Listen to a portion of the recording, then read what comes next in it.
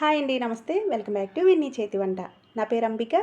ఈరోజు విన్నీ చేతి వంటలో స్వీట్ కార్న్తో పకోడీ ఎలా తయారు చేసుకోవచ్చో చూపిస్తాను. ఇదైతే చాలా అంటే చాలా బాగుంటుందండి. చాలా క్విక్గా తయారు చేసుకోవచ్చు. పిల్లలు స్కూల్ నుంచి వచ్చి ఏదైనా అడిగితే ఒకసారి ఇది చేసి పెట్టేయండి. అలాగే సాస్తో తింటే మరింత రుచిగా ఉంటుంది. మరి ఎలా తయారు చేసుకోవాలో చూపిస్తాను రండి.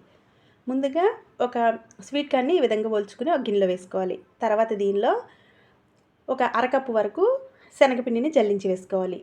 తర్వాత ఒక పావు కప్పు బియ్యపిండిని వేసుకోవాలి. బియ్యపిండి వేయటం వల్ల క్రిస్పీనెస్ వస్తుంది. అలాగే రుచికి సరిపడా కొద్దిగా సాల్ట్ వేసుకోవాలి.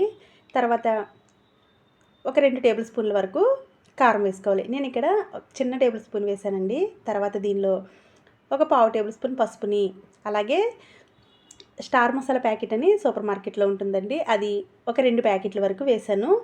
ఒకసారి ఈ విధంగా కలిపేసుకున్న తర్వాత కొంచెం కొంచెం నీళ్ళు పోసుకుంటూ పిండిని మరీ తడిగా కాకుండా వీడియోలో చూపిస్తున్న ఈ విధంగా కలిపేసుకుని పక్కన పెట్టుకోవాలి. ఇప్పుడు స్టవ్ వెలిగించి ప్యాన్ పెట్టుకుని ఆయిల్ బాగా వేడైన తర్వాత మనం కలిపి పెట్టుకున్న ఈ పిండిని పకోడీలాగా వేసేసుకోవాలి.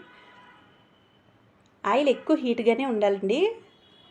ఫ్లేమ్ని హైలో పెట్టుకుని ఈ పకోడీని వేసుకుని పూర్తిగా ఒకవైపు కాలిన తర్వాత మరోవైపుకి టర్న్ చేసుకోవాలి.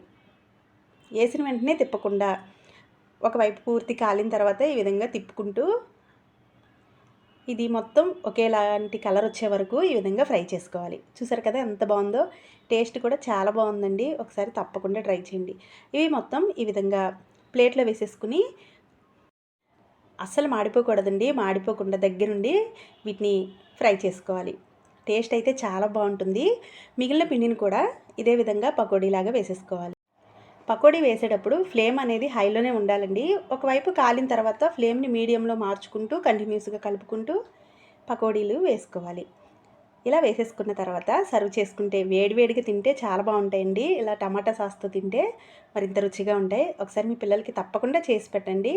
మీరు కూడా ట్రై చేసి మీకు ఎలా వచ్చిందో కింద కామెంట్ సెక్షన్లో కామెంట్ చేయండి. వీడియో నచ్చితే లైక్ చేసి మీ ఫ్రెండ్స్కి, రిలేటివ్స్కి షేర్ చేయండి. ఇలాంటి మరిన్ని వీడియోస్ కోసం మా విన్నీ చేతి వంట ఛానల్ని సబ్స్క్రైబ్ చేసుకోండి. Thank you.